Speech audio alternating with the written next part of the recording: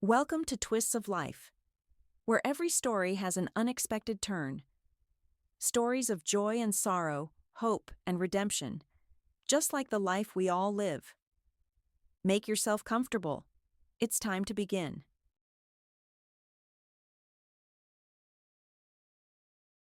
Little Timmy, settled on a bench, watched the stream of passers-by intently.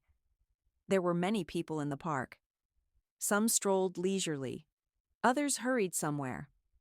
The crowd seemed colorful and varied. Among them were children, some tiny, some older, and some the same age as him. The latter were held tightly by the hand by adults: mothers, fathers, grandmas, grandpas. Timmy had also come to the park with his mother. Their trip had been preceded by a long train journey. For the boy, it was the first adventure of its kind. He had never before seen such huge, steaming steel giants, from which emanated a strange, yet somehow pleasant smell. At the station, he had even felt a little shy, unaccustomed to it all. "What are you, a little girl or something?" Uncle Mick chuckled, noticing how Timmy flinched away from the carriage. "Your mother said she gave birth to a boy." Timmy couldn't stand Uncle Mick. This rude, perpetually unshaven, and angry man caused him persistent aversion. But his mother, it seemed, felt tender affection for him. She hugged him, kissed him, stroked his hair, and did everything she could to please him. Timmy sincerely didn't understand what could be attractive about this man. When Uncle Mick first appeared in their modest little flat, Timmy had initially even liked him. He came with a whole set of goodies: cake, sweets, juice, and gave his mother flowers. It felt like a small holiday, and Timmy loved holidays. The man soon stayed to live with them in their cramped flat with creaky floorboards and wide windowsills. Timmy sincerely loved his home. So old, so painfully familiar, wooden, two-storied, with kind neighbors who were always affectionate towards him. He didn't understand why the adults called it an old shack and sighed that it should have been demolished long ago. "Why? Where would we go? It's so great here. It's the best place in the world," he once declared to Grandma Betty, an elderly neighbor who often chatted with the curious little boy and treated him to something tasty. Grandma Betty laughed so hard that tears came to her eyes, then suddenly grew sad and hugged Timmy tightly. Grandma Betty was wonderful, very kind. The boy missed her on this trip, although he did enjoy the adventure itself. Uncle Mick didn't like Grandma Betty either. She called him a tyrant, a drunkard, and a good-for-nothing. Timmy didn't quite understand the meaning of these words, but from the way the neighbor pronounced them, he felt they were something very bad, and he completely agreed with Grandma Betty. With Uncle Mick's appearance in their home, his mother's former friends stopped visiting.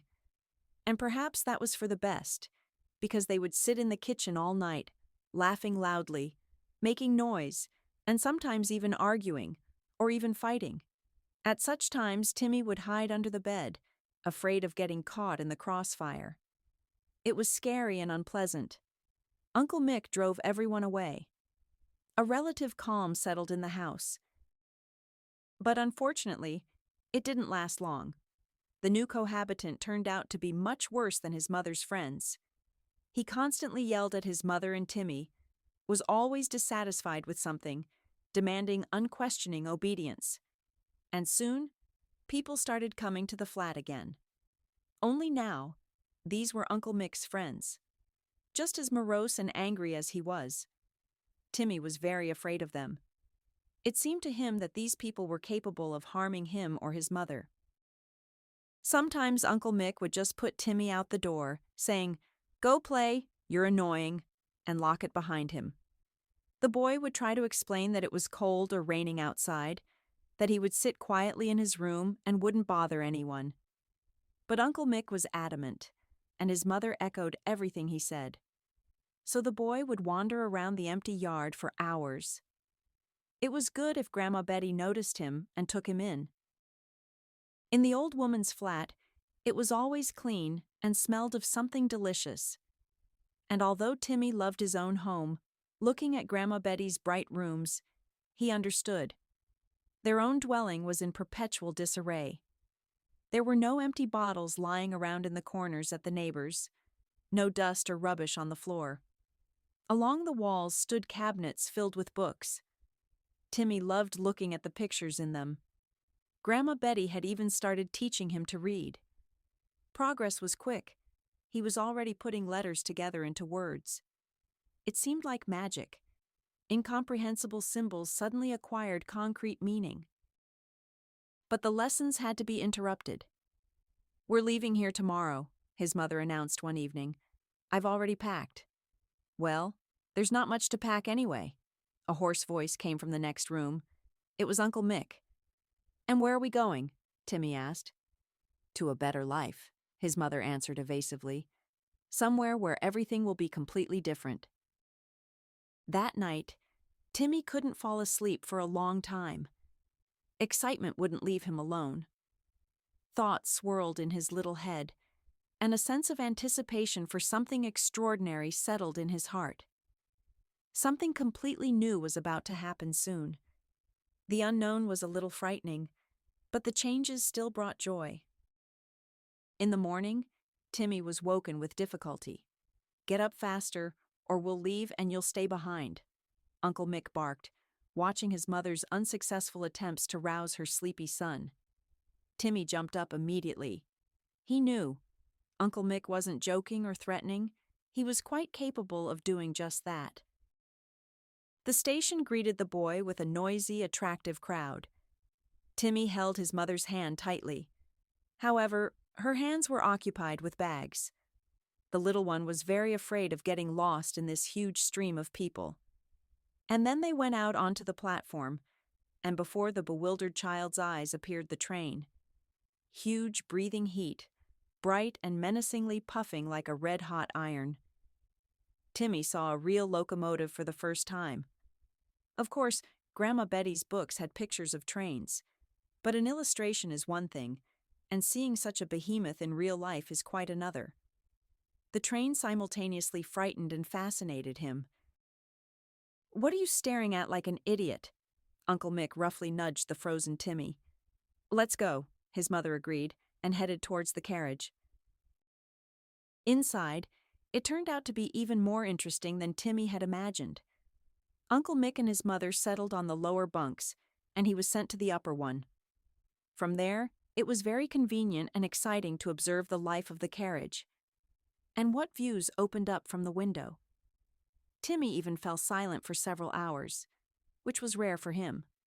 Forests, fields, and villages flashed by. It turns out the world is so huge and beautiful. How he wished he could walk in those groves, throw pebbles into the flashing rivers and lakes. Sometimes on neighboring tracks, oncoming trains passed, passenger and freight.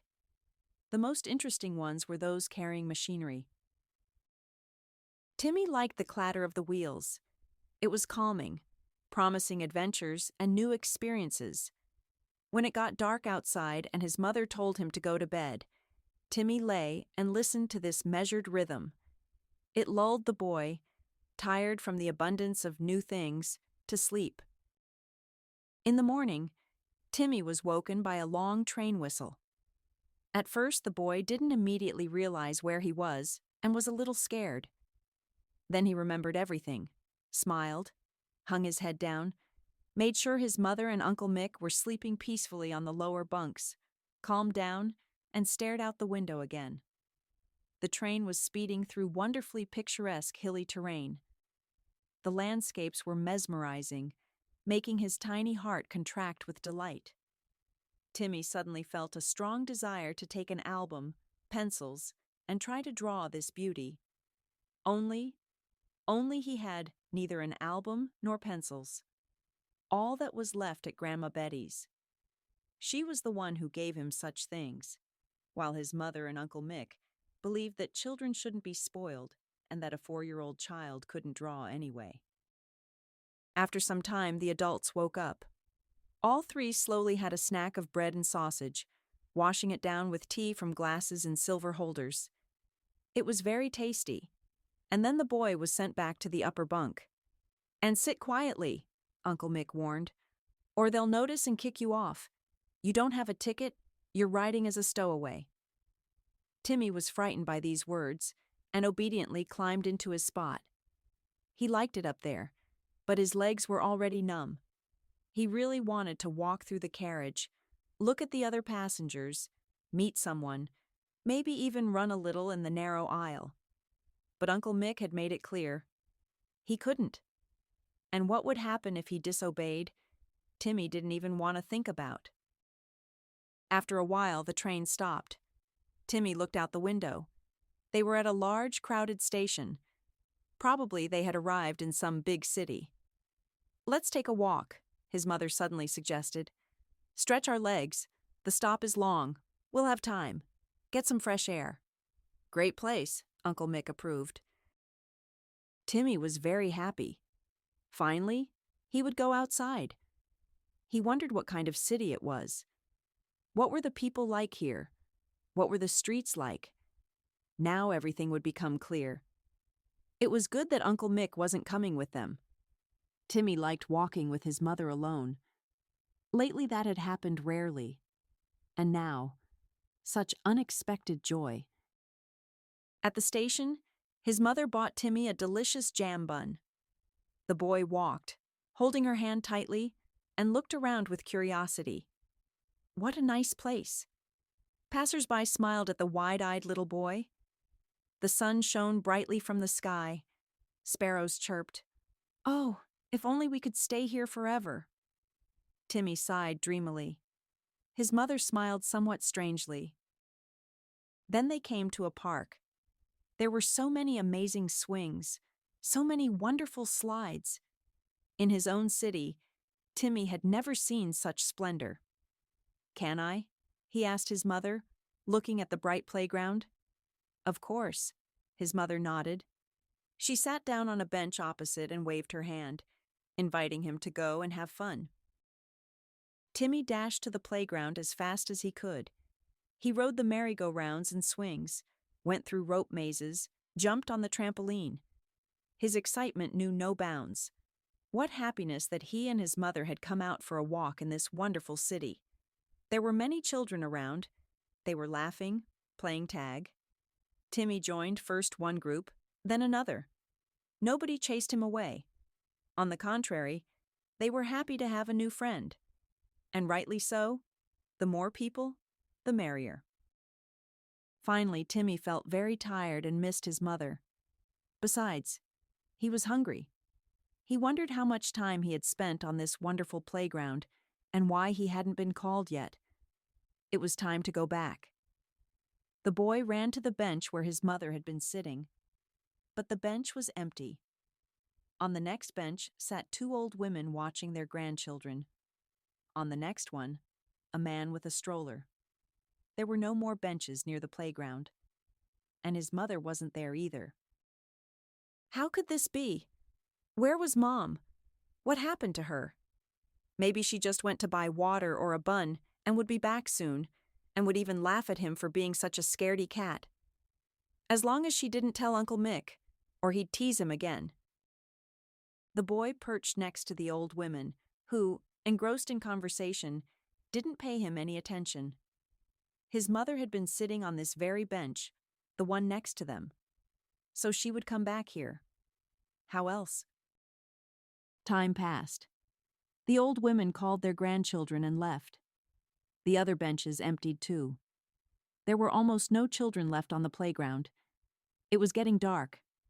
But Timmy still sat there, as if glued, waiting for his mother. He was cold and hungry. He was very scared. Adults hurried past on their business. Timmy tried to spot a familiar dear face in the crowd. But deep down, the little one began to understand. His mother wouldn't come. Something terrible had happened. Something incredible. Maybe his mother got lost? Or maybe that evil Uncle Mick came and took her away, and told Timmy to stay here. His mother always listened to him. What should he do? It was so scary, so cold, so lonely, and the people no longer seemed as friendly as they had in the morning, and the sun no longer shone so brightly and welcomingly. Even the playground didn't bring joy. Look, all the swings are free. Sit on whichever you want. There's not even a queue. But he didn't want to at all. And suddenly, the boy caught something familiar in the crowd. No, it wasn't his mother. An elderly woman was walking slowly along the road, very similar to Grandma Betty. Not so much in appearance, but in her expression, walk, manners. Tears inexplicably welled up in Timmy's eyes right now. This woman couldn't be evil. She, like Grandma Betty, would help him in a difficult moment, tell him what to do, support him, calm him down. The boy jumped off the bench and ran up to the stranger with the kind face. He couldn't delay.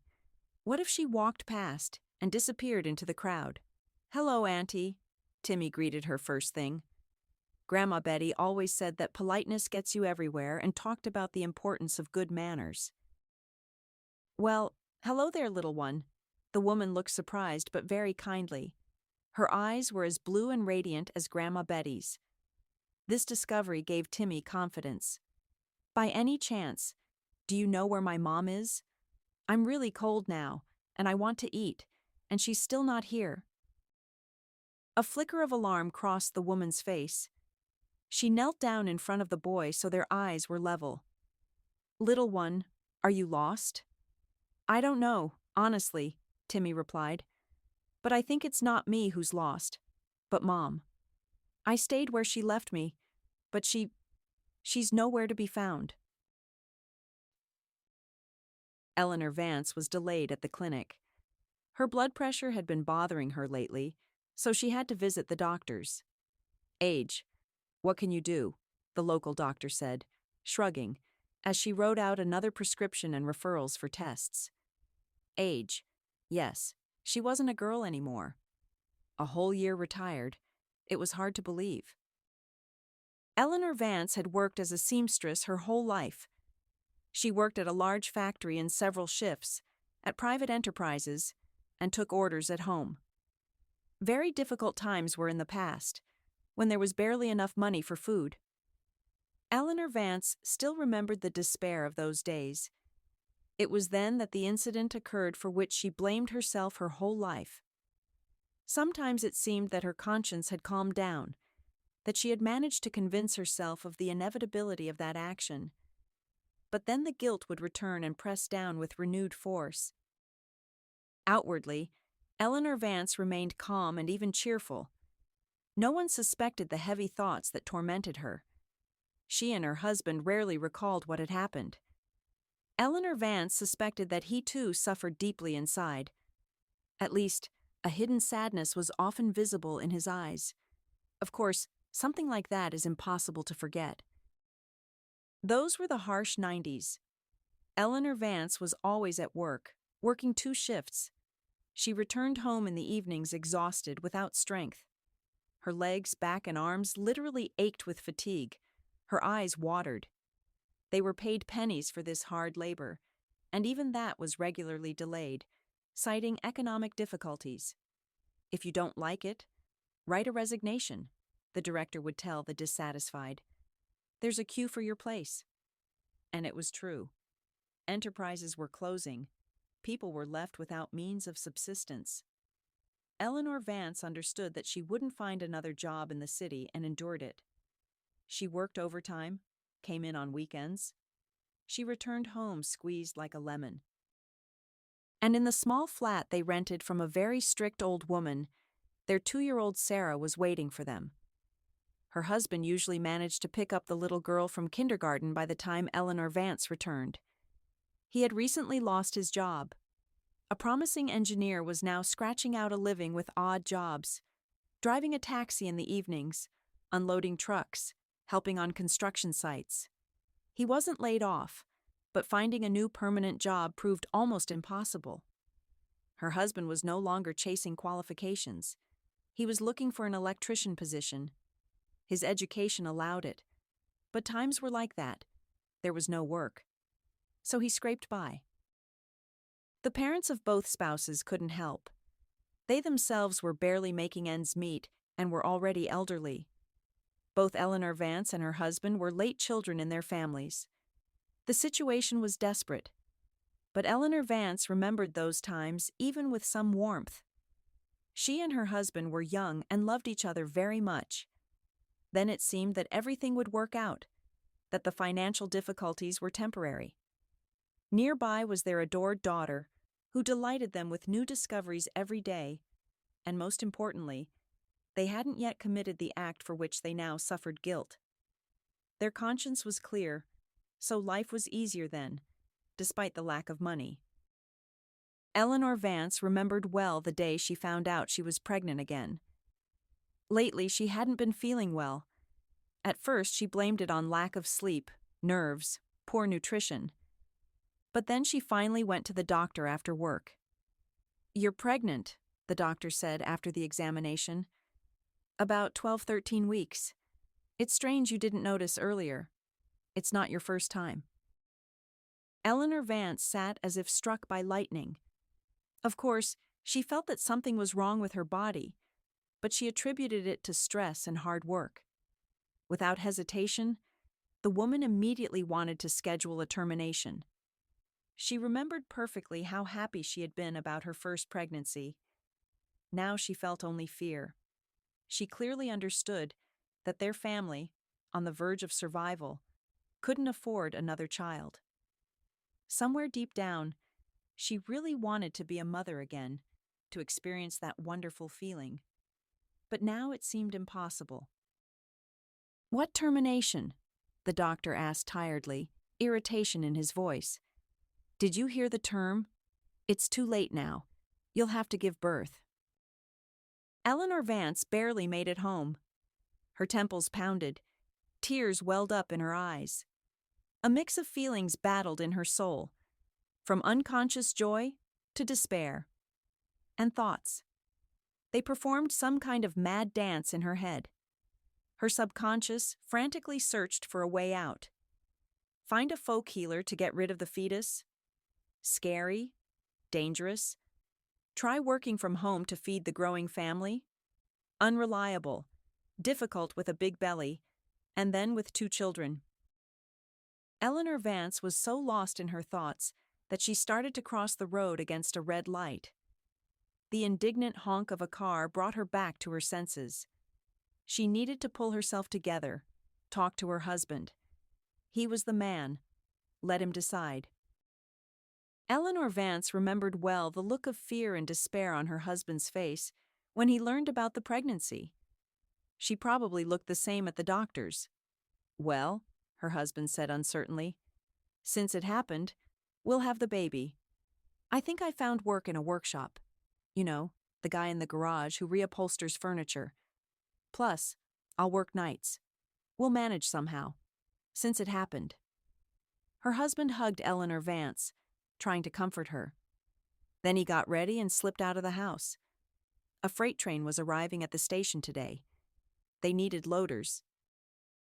The woman felt a sharp pity for her husband, a brilliant specialist, an outstanding mind. He was invaluable at his research institute, so many awards, so much respect. And now, a loader and an apprentice. It was a shame. And this child, because of him, they would both have to work even harder. But then little Sarah whimpered on the floor.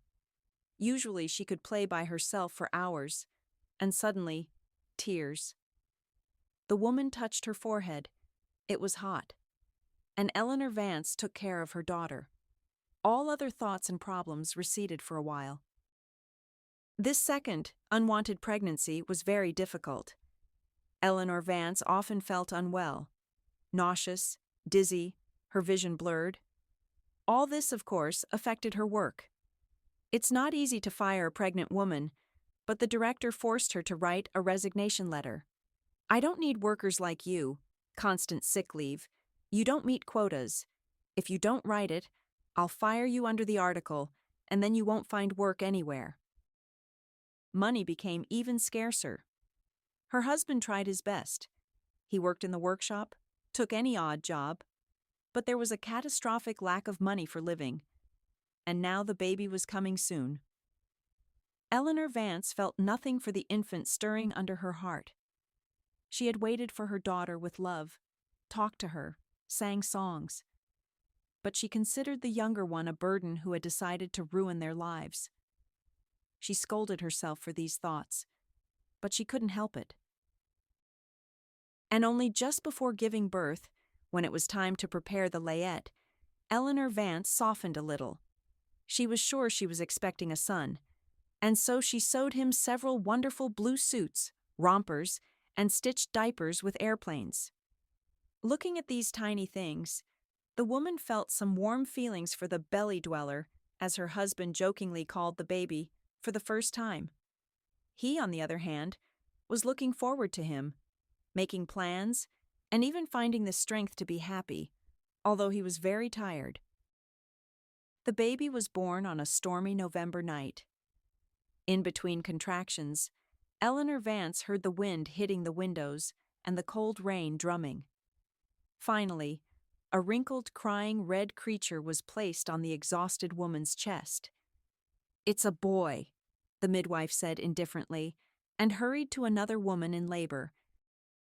Eleanor Vance looked at her son and couldn't understand her feelings. She expected that seeing the little one, she would be filled with tenderness. That's how it was the first time. But now she only thought about how to feed and raise this extra mouth. The baby was taken away, and she was sent to the ward. Eleanor Vance sank into sleep with pleasure. She was very tired, both physically and mentally. And in the morning, sad news awaited her. After feeding, when the children were taken away, the doctor came into the ward. She said a few words to each mother about their babies and asked Eleanor Vance to come to her office in half an hour. The woman went cold. She understood. Something was wrong with her child. Otherwise, why such attention? At the appointed time, Eleanor Vance, on stiff legs, entered the chief doctor's office. "Sit down," the woman in the white coat smiled tiredly. "The newborn has serious heart and kidney problems. He needs lifelong treatment. The medicine is available, but it's expensive." "We have no money at all," Eleanor Vance stammered, freezing inside. Yes, she hadn't felt instant love, but he was her son, and the news of his illnesses was a cruel blow. Expensive medicine. Where could they get the money if they were barely making ends meet? The doctor began to talk about foundations that help in such situations, about sponsors. But they would have to ask, collect documents, knock on every door. "There will be a way out. The main thing is the desire," the tired doctor assured the shocked mother. It was easy for her to say. It wasn't her sick child. And then there was the discharge, and a difficult life began with a sick infant and a capricious 3-year-old. All this in conditions of financial disaster. They named their son Arthur. The name was chosen by her husband. It was the name of his great-grandfather, who lived almost to 100, remaining sound of mind and on his feet. Her husband believed the name would help the new Arthur, too. Eleanor Vance didn't object. Arthur is Arthur. It made no difference. She didn't want to think about the name. The child turned out to be very restless. He cried a lot, slept little, ate poorly. Sarah, jealous of the new family member, became uncontrollable, constantly capricious, demanding attention. Eleanor Vance was going crazy. But the main thing was Arthur's health problems. They were confirmed. It turned out to be even worse than expected. Lifelong therapy with expensive drugs. Foundations partially paid, but most of the family budget went to treatment. Eleanor Vance understood that Arthur was not to blame for anything, but she almost hated this tiny sufferer for all the difficulties he brought. She didn't recognize herself. She had always considered herself kind, merciful. How could a woman who couldn't pass by a hungry kitten think such things about her sick son? But you can't command your feelings. Then Eleanor Vance understood her state at that time. A difficult pregnancy, exhausting work, lack of money, the child's diagnoses, lack of help, hopelessness. All together led to a severe state requiring professional help. But who thought about psychologists in those days? The main thing was to survive. Anyway, after a year it became clear the family could no longer cope with a disabled child. Not morally, not materially, not physically. Eleanor Vance was the first to propose a solution. "We can't cope with Arthur," she told her husband one evening, looking him in the eye. "He's getting worse. We can't even buy the medicine. We're constantly saving, denying ourselves everything, depriving Sarah, and we still can't cope." "I'm trying." Her husband lowered his eyes. He didn't argue. He understood that his wife was right. "You're trying, I see. You'll break down soon, and then we'll be completely lost. We can't go on like this. We need to do something. I think we should put him in a special institution. At least they'll provide medicine there. I checked. The treatment for orphans is paid for by the state budget." "To an orphanage? Give up our son?" Her husband looked at her with eyes wide with horror. Unlike her, he clearly felt warm feelings for Arthur. He talked to him, played with him, smiled at him, carried him on his back when he had a moment. But there were few moments. Work took up all his time. "What other way is there?" Eleanor Vance burst out crying. "Watch him fade away calmly? Spend everything on hopeless treatment, depriving Sarah? Should we all starve for his sake?" Her husband didn't answer, but she saw. He was thinking. He understood with his mind that a severely ill child was beyond their means. But deciding on such a desperate step was incredibly difficult. In this, Eleanor Vance understood him. Arthur turned 1 year old. He was amazingly like his mother. Big blue eyes, light curls, a turned-up nose. An incredibly sweet child. An angel from a postcard. Only very thin. Perhaps his appearance would help, and wealthy parents would be found for whom the cost of treatment was pennies. And he would have a happy, long life.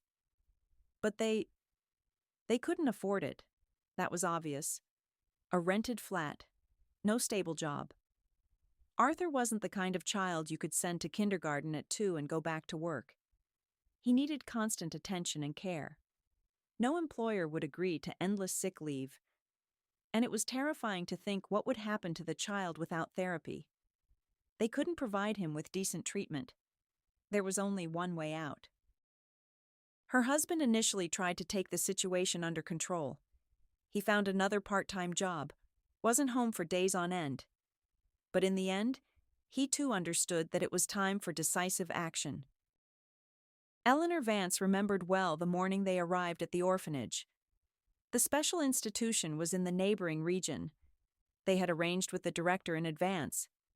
They were expected in the office. They were met by a middle-aged woman with very anxious eyes. Seeing the husband holding Arthur close, she clarified, "Are you sure you've decided?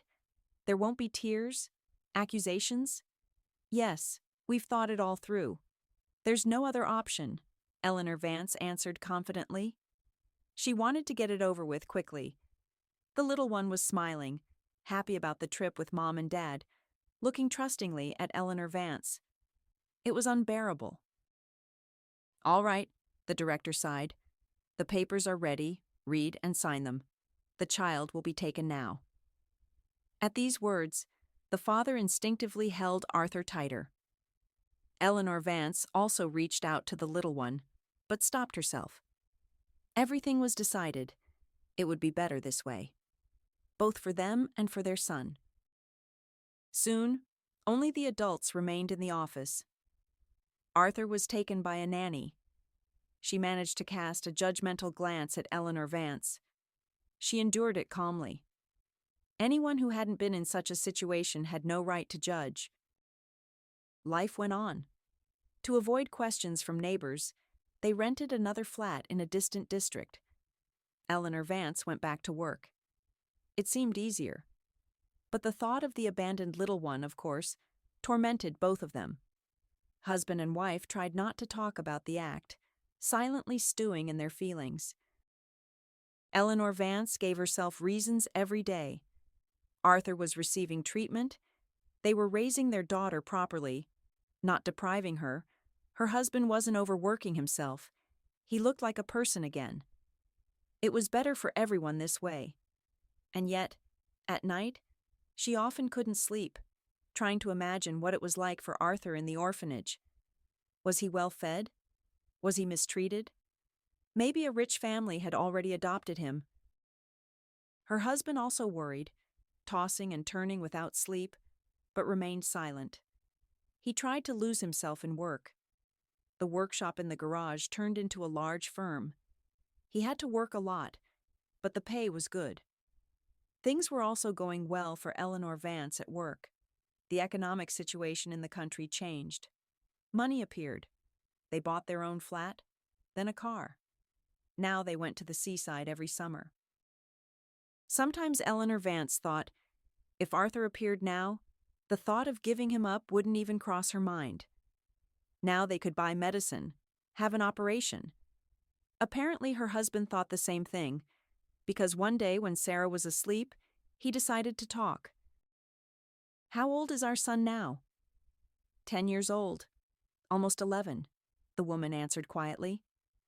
In all these years, they had rarely dared to talk about the boy. Sarah didn't even remember having a brother. I was thinking, maybe we could take him back. Yes, I think about it constantly. But I'm afraid, will he forgive us? Will he understand? And he's probably been adopted long ago. So you're not against it? Relief was reflected on her husband's face. I've been thinking about it for a long time. I just didn't know how to bring it up. Of course, I'm not against it. I've been tormented by a terrible feeling of guilt all these years, the woman confessed, and it immediately felt lighter, as if a weight had been lifted. Sarah, how do we tell her? Right away tomorrow? Let's tell her. If only we could find the words. She might react in who knows what way. She's a teenager after all. Eleanor Vance thought. Sarah often asked for a brother or sister. But after what they had been through, the couple couldn't even think about another child. And now their daughter would learn about her parents' terrible act. How would she react? It was scary to imagine. Let's not tell her yet, Eleanor Vance decided. First, let's go to the orphanage, find out the situation, meet Arthur, and then we'll see. They didn't postpone the trip. The next weekend, they got in the car and drove to the neighboring region along the same road as 10 years ago. They told their daughter they were going to visit her father's friend. The orphanage hadn't changed, except there were more swings. The director was the same woman. She recognized them immediately. I remember you, she said. You were the ones who left the boy. About 10 years ago, I think. Your story is unusual. That's why I remembered it. Usually, children from troubled families end up here. Your case is rare. We would like to take our son back. Eleanor Vance got straight to the point. Oh, really? Confusion appeared on the director's face. We were living below the poverty line back then, her husband explained. We couldn't provide for the children, and Arthur needed treatment. That's why we did it.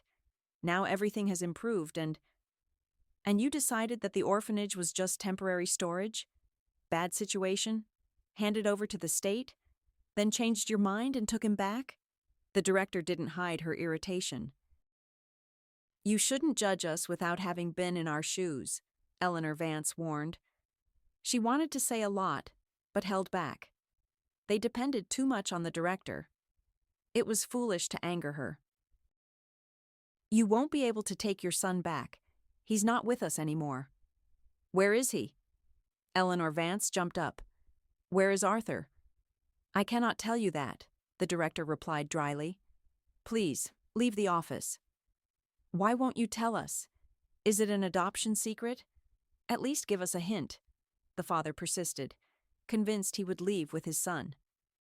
"Leave the premises," the woman repeated in an icy tone. "Otherwise, I'll call security. First they abandon them, then they demand them back." There was nothing to do. The couple left empty-handed.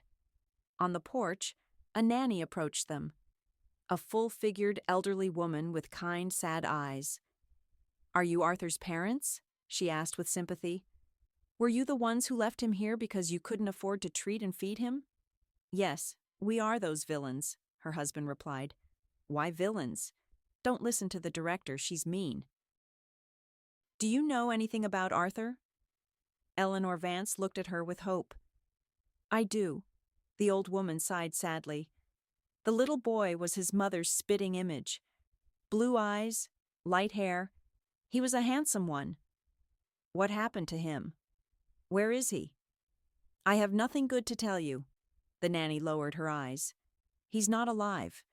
His heart gave out 4 years ago. They didn't make it to the hospital. The expensive medicine didn't help." The ground disappeared from under her feet. Eleanor Vance staggered. Her pale husband barely managed to support her. "I thought it would be better for you to know the truth," the nanny continued. "After all, you're his parents. Otherwise, you would have started searching, hired detectives, hoped for years, and then found out anyway." "Thank you for the truth," Eleanor Vance managed to say. "It really is better this way." "How can we live now?" "I understand. It's hard," the old woman agreed. "But you have to live. You are not to blame for anything. The little boy was sick. Without treatment, it would have happened even sooner with you. And here, Arthur had a good life. He was loved. Very kind, affectionate, smart." The couple was silent all the way home. Eleanor Vance understood. The nanny was right. Arthur was doomed. But she couldn't help but blame herself for being a coward. Even if he had lived less, he would have been among loving relatives, not strangers. This guilt would remain with her forever. Nothing could atone for it. They didn't tell Sarah anything, of course. Arthur remained a secret. They didn't even talk about their son to each other anymore. It was too scary, too difficult. But they couldn't stop thinking about him. Not a day went by that Eleanor Vance didn't remember the little one. Secretly, she prayed for him, lit candles, blamed herself for her faint-heartedness. The realization that nothing could be changed weighed heavily. To her surprise, Eleanor Vance gradually got used to it. The feeling of guilt became a part of her, without which she couldn't imagine herself. Her daughter grew up, went away to study, to work in Moscow, settled there. She wasn't nearby, which was upsetting, but they were proud of Sarah's success, ready to accept it for her happiness. Eleanor Vance had recently retired. Her husband was still working. The workshop had turned into a large furniture factory. Her husband was a department head, a big shot with a salary. He liked his work. The woman suspected that work helped him distract himself from sad thoughts. Eleanor Vance immersed herself in housekeeping. She had worked all her life, not having enough time for home. Now the flat was perfectly tidy, the table groaning with culinary masterpieces. It turned out that taking care of loved ones was a pleasant activity, not a chore. True, there weren't enough people to care for. Only her husband and Whiskers the cat. But Eleanor Vance was happy. She dreamed of grandchildren that her daughter would bring for holidays. She would go all out for them. The only thing that clouded her measured life, besides her usual thoughts about Arthur, was her failing health. And now she was returning from the clinic. She chose the way through the park. She liked it here. Beautiful, crowded, spacious, lots of swings. This is where she would bring her grandchildren. The sooner the better. Eleanor Vance smiled at her dreams. She clearly pictured a boy and a girl, twins. A plaintive, thin voice pulled her out of her reverie. A tiny boy was tugging at her sleeve. He looked about 3 or 4 years old.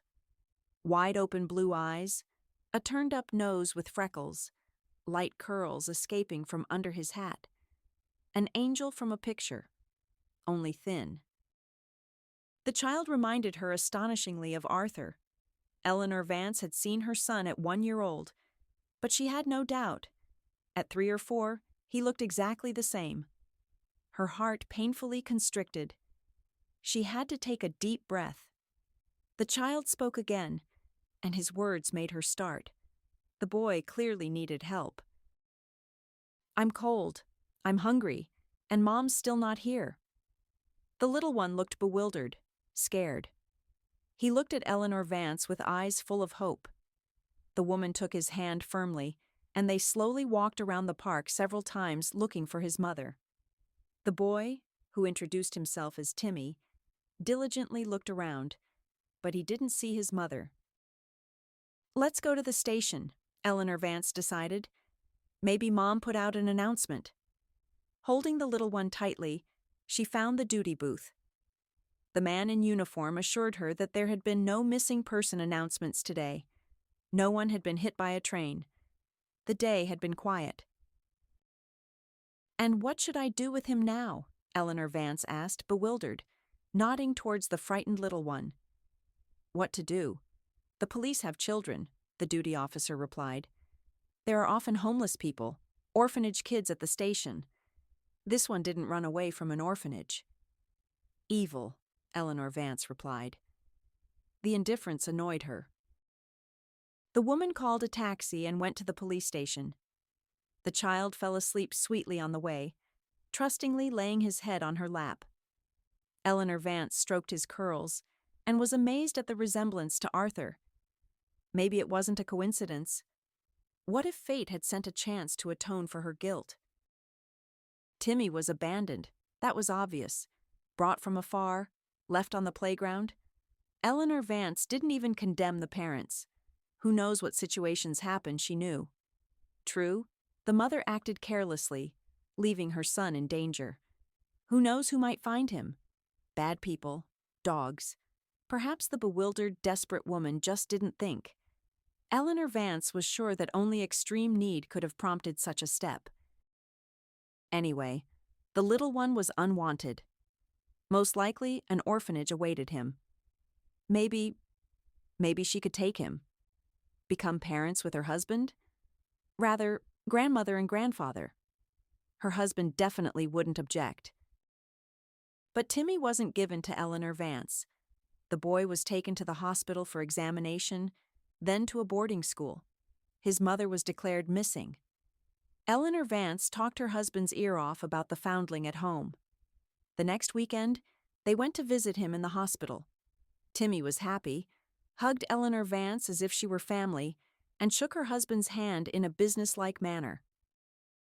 Timmy turned out to be talkative, told them about his hospital days, asked 1,000 questions, shared his observations. Eleanor Vance fell more and more in love with the intelligent child, and saw that the same was happening with her husband. When they said goodbye, Timmy hugged them tightly, not wanting to let go. Tears welled up in his eyes. "You're so nice, so kind. I'll miss you, like Grandma Betty." "Is that your grandmother?" Eleanor Vance seized on the clue.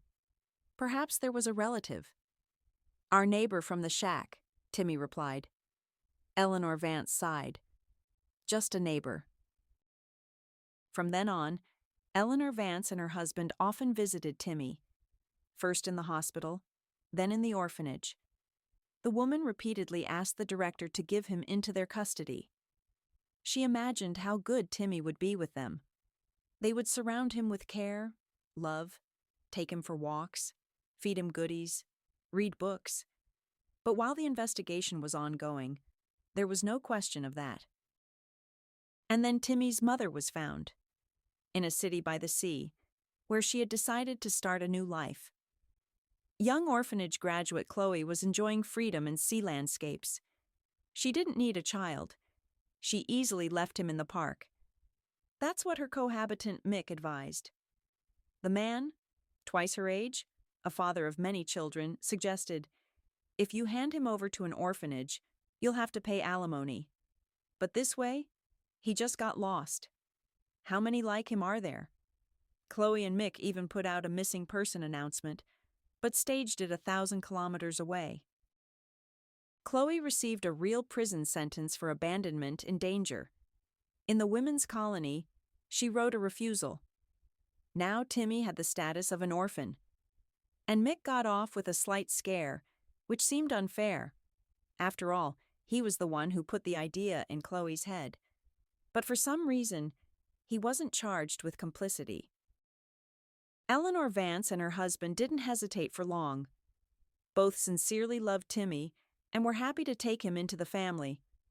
They talked to their daughter. She was surprised, but had nothing against having a brother. She was even happy.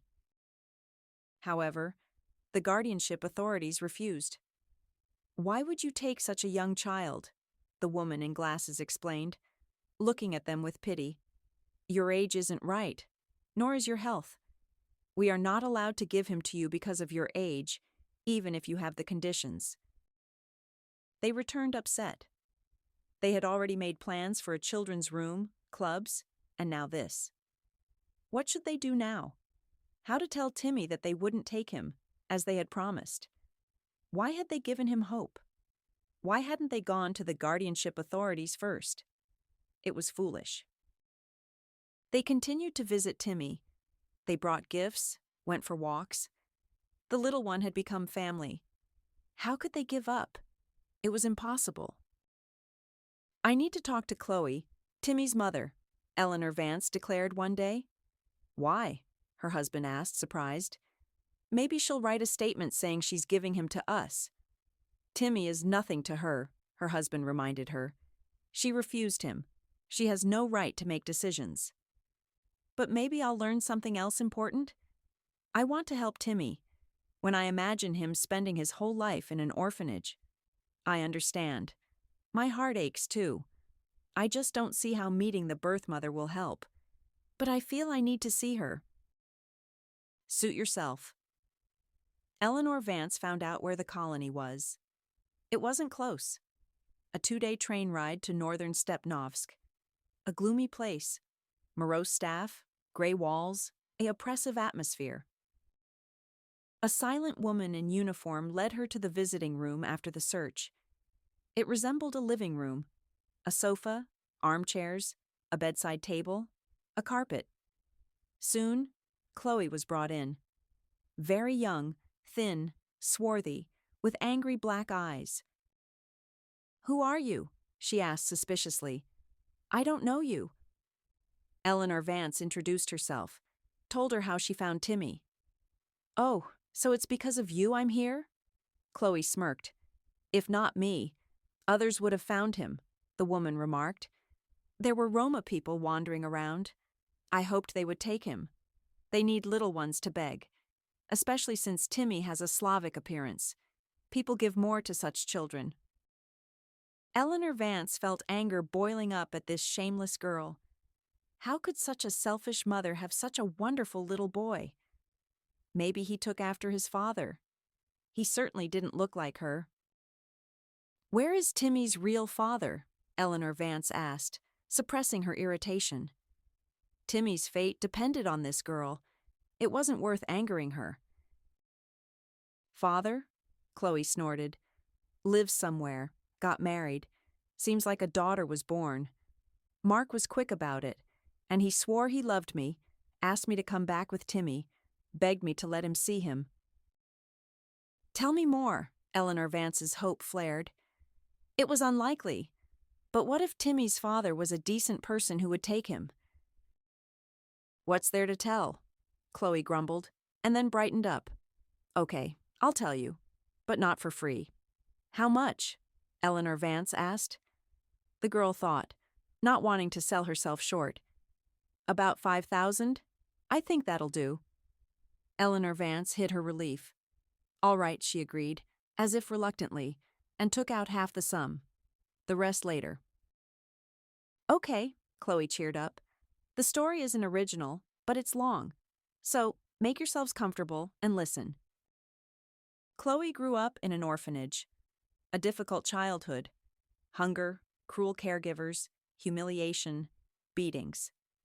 Eleanor Vance wondered how, after that, one could condemn their own child to it. Chloe grew up. She got a small flat in the shack. Her own home. Freedom.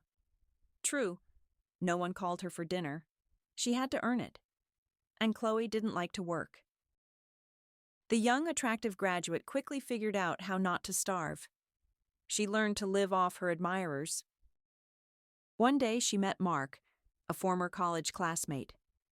Blue-eyed, modest blonde was in love, but didn't dare to confess. Chloe amused herself, making him blush. And then they bumped into each other in the park. Mark looked better, had matured, become more confident. It turned out he still loved her. Strange, but pleasant. Chloe took the guy in hand. They started dating. Mark was happy, proposed. But there was a downside. Strict parents who controlled their son. They would be against such a daughter-in-law. Even if the wedding happened, Mark's parents would keep an eye on Chloe. Carefree parties would have to be forgotten. And Mark himself.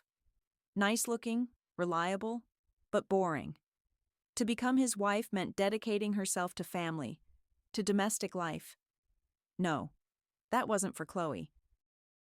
She refused, rudely brushed him off, and a couple of weeks later, she realized she was pregnant.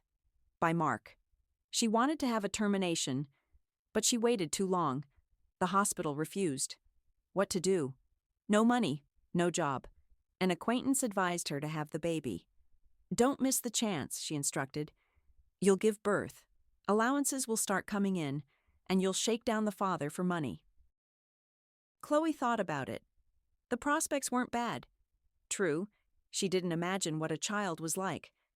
Not a doll.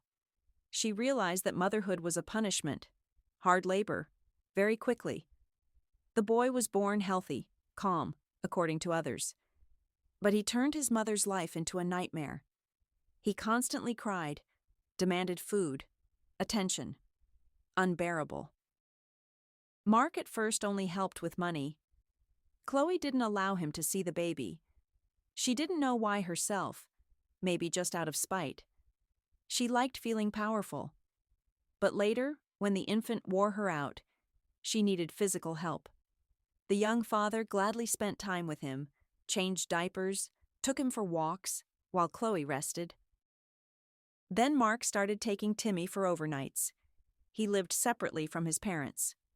Officially, Mark was nobody to the child. In Timmy's birth certificate, in the father field, Chloe asked for a dash so she could receive benefits. But in fact, Mark raised him from 6 months to 2.5 years old. He worked remotely, combining work and childcare. Chloe lived as she had dreamed. Entertainment, noisy parties, romantic encounters, drinking. She had money. The state paid benefits. Mark provided. Admirers were generous. Everything was wonderful. Chloe considered this a reward for her time in the orphanage. One day the guardianship authorities showed up at Chloe's flat in the middle of a party. Mark had decided to formally register Timmy. He planned a DNA test and to strip Chloe of her rights. He believed the child was in danger with such a mother. The girl couldn't allow that. Goodbye benefits.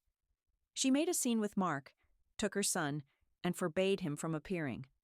Otherwise, I'll report you to the police. You're nobody to Timmy. They'll accuse you and put you in jail. Older friends taught her how to deal with the unhappy father. Transfer money. You have to, even if it's unofficial. But I won't let you see him.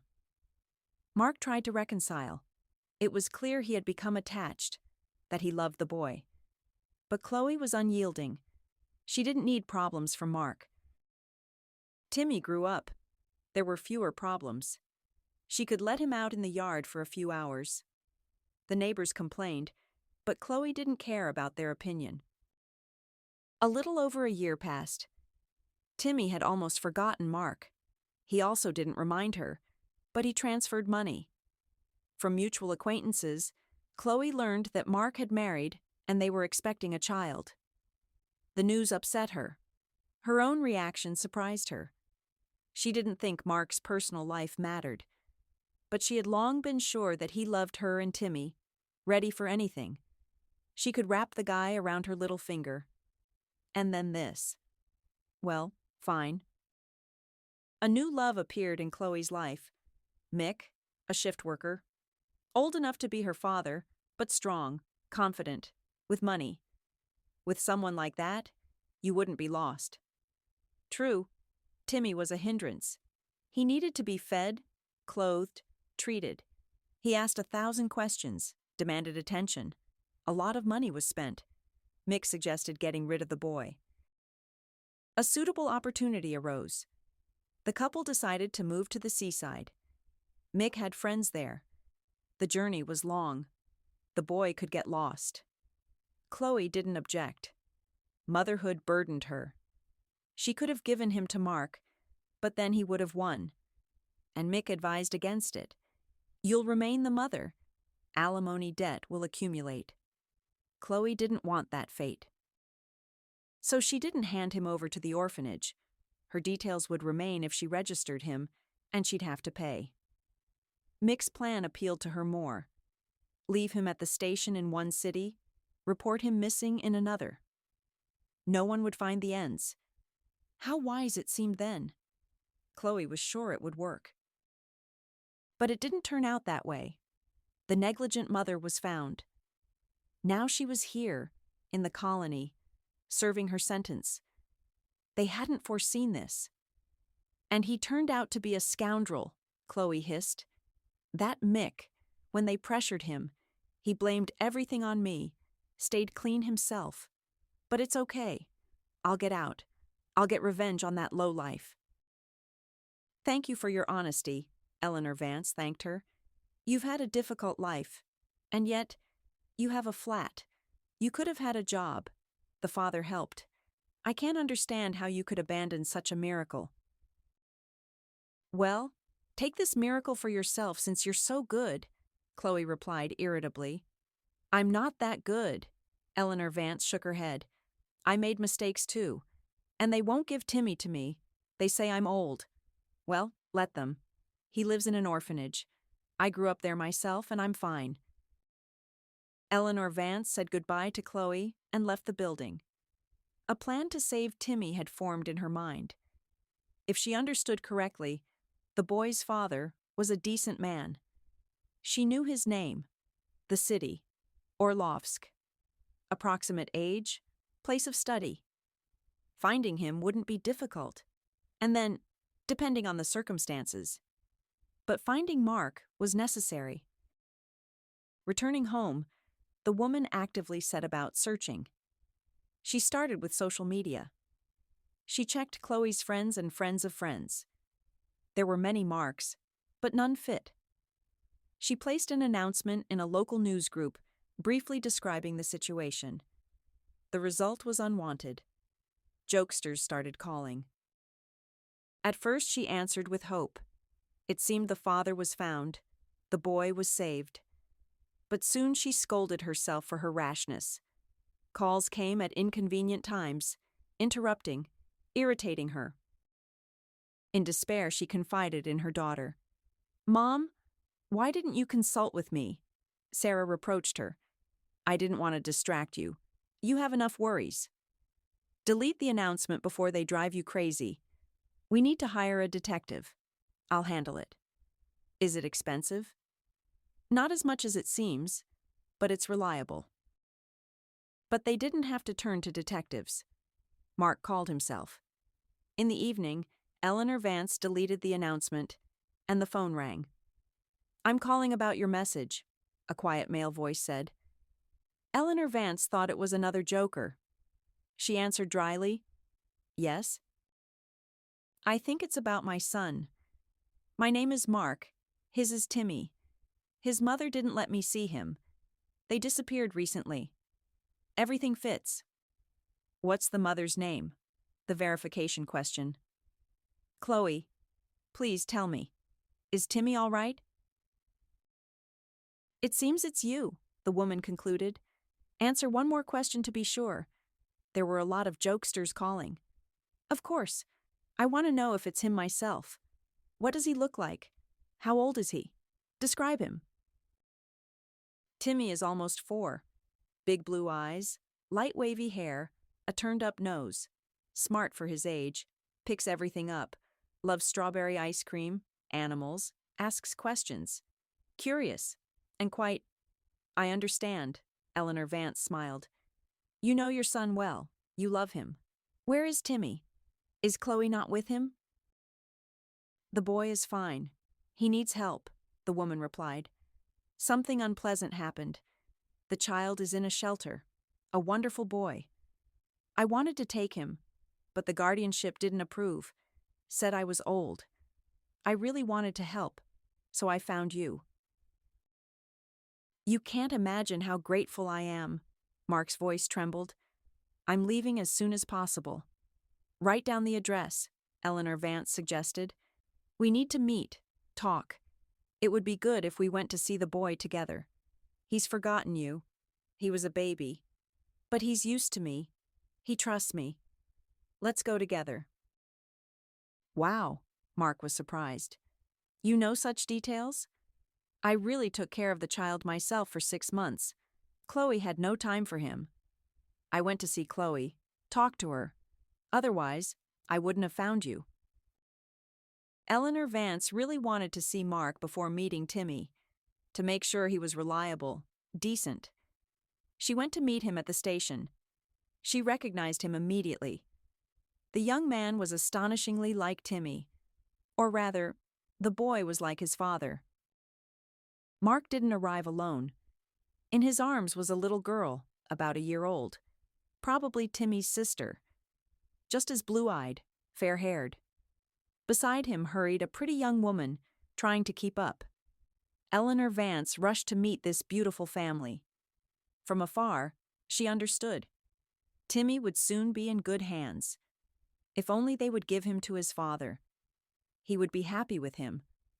How lucky they were found. Thank you so much for not abandoning my son, for finding him. Mark looked at Eleanor Vance, smiling. He introduced his companions. This is Kate, my wife, and the little one is Mia, our daughter. They didn't go to the orphanage right away. They waited for visiting hours. Eleanor Vance helped them settle into a hotel. She offered for them to stay with her, but Kate declined, not wanting to impose. You've done so much, she said. I've always dreamed of a large family, especially an older boy. My wish will come true soon. You'll like Timmy, Eleanor Vance smiled, her heart warm. He's a wonderful little boy. How I've missed him, Mark confessed. Finally, it was visiting time. The whole group, led by Eleanor Vance, sat in the lobby, waiting for Timmy. The staff were aware. Some cried, learning that the little one had found a loving father. It was just a matter of paperwork. To take him, Mark needed a pile of documents. But they could meet. Don't rush to hug him right away, Eleanor Vance instructed.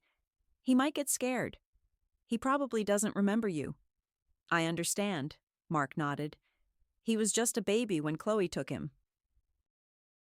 Why didn't you fight through the court? Eleanor Vance asked. It was dangerous for him with his mother. I tried, Mark replied, lowering his eyes. But I was practically a stranger. For a DNA test, you need the consent of the legal representative, which was Chloe. She, of course, didn't give it. Timmy was useful to her as a source of income. It's awful, Kate said. There are many mothers like that, living off benefits. And then a rich man appeared. Benefits weren't needed. The child was a hindrance. That's the result. It's good that it turned out this way. It could have been worse. It's scary to imagine the dangers that threatened the little one abandoned in a strange city. The young woman's voice trembled. Tears welled up. She took it to heart.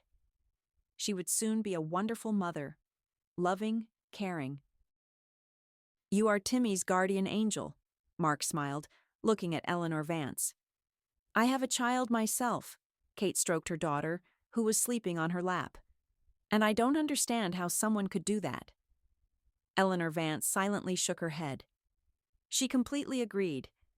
She had tried many times to find excuses for Chloe, the poor orphanage girl. But her imagination failed her. Perhaps there are simply people like that. Selfish, heartless. There's nothing you can do about it. Timmy was very lucky that Mark and Kate appeared. There couldn't be better parents for a smart little boy. The door to the lobby opened. The adults turned. On the threshold stood a caregiver, elderly, plump, in a white coat. She smiled kindly, greeted them. She held little Timmy's hand. He had huge blue eyes. The little one had been prepared. He smiled affectionately at Eleanor Vance, staring with interest at the people. "Well, Timmy, these are the guests I told you about," the caregiver said.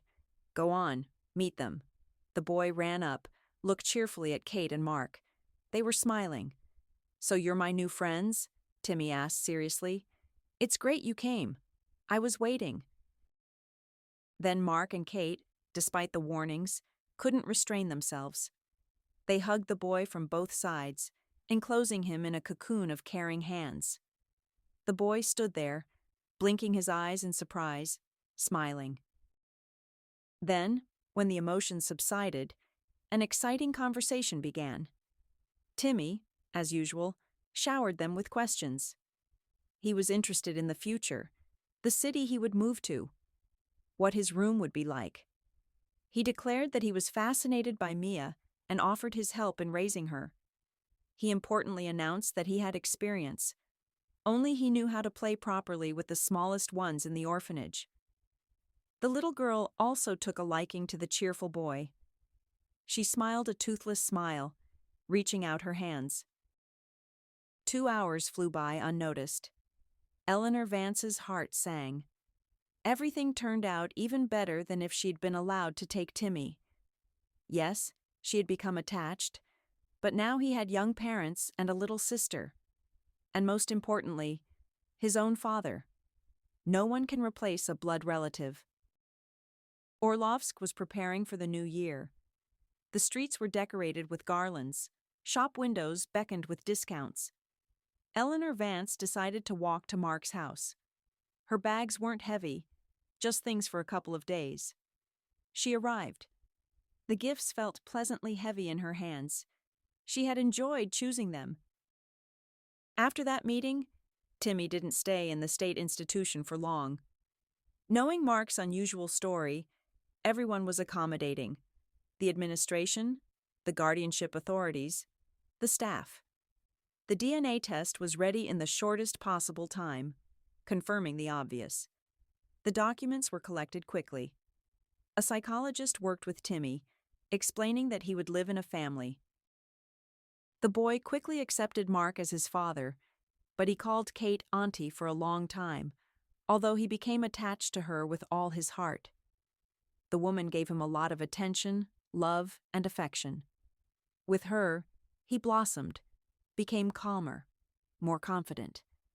But he still remembered his birth mother, Chloe, and loved her, despite everything. Kate didn't rush him, treating him with understanding. Just the other day, a pre-New Year miracle happened. Timmy called Kate by the long-awaited word Mom for the first time.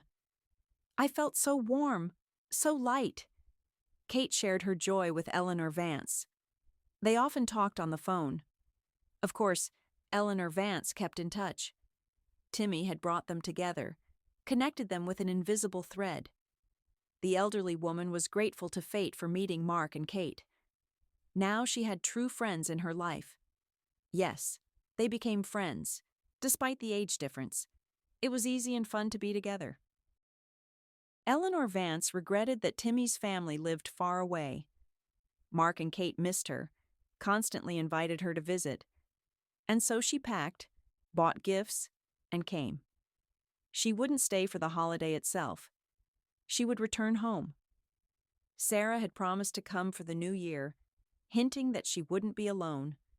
Probably she would introduce her fiancé.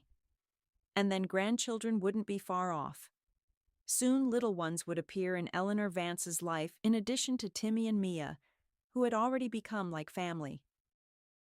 The snow crunched loudly under her feet, sparkling in the light of the lanterns.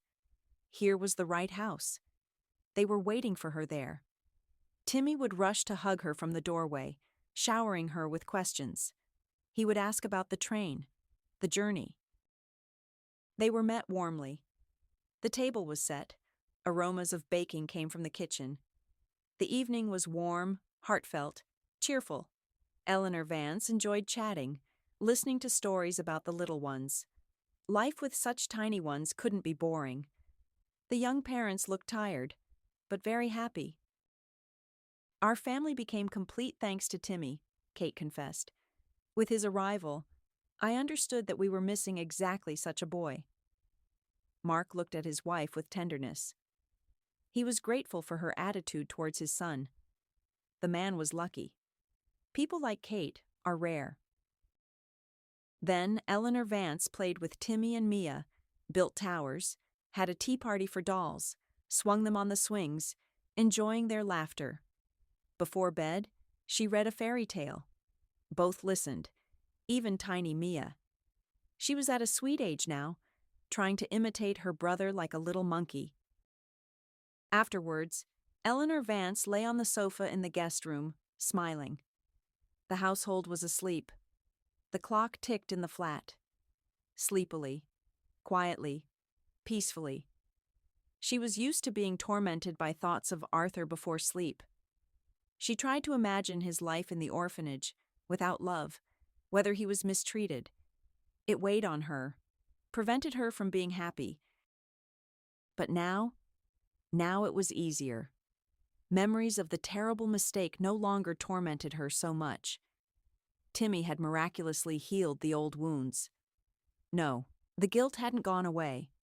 She still felt sorry for the son who had a difficult fate, the poor, abandoned, sick boy. But the woman decided to tell her daughter everything. Sarah, of course, was shocked. She silently blinked her eyes, trying to catch her breath. But her daughter didn't turn away, as Eleanor Vance had imagined. On the contrary, she felt sorry for them, accepted their terrible choice, supported them. "How do you live with such a burden?" Sarah whispered, hugging her mother and father. "But you were young, bewildered, scared, and no one supported you.